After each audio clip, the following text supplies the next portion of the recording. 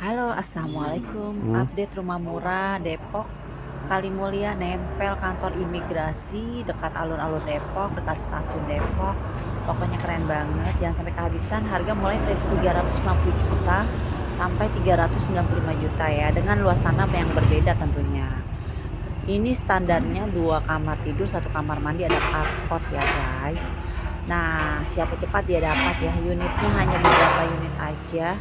Alhamdulillah sudah ada yang sold out 2. Jadi ayo buruan ya. Kurang lebih kita ada di 5 unit ya kurang lebih. Jadi siapa cepat dia dapat. Ayo buruan guys. Ini cash ya, no KPR. Ini cash. Oke. Silakan hubungi di nomor telepon yang tersedia dalam video ini. Yang mau survei kalau bisa hubungi H-1 ya guys. Jadi kita bisa jadwalkan. Maka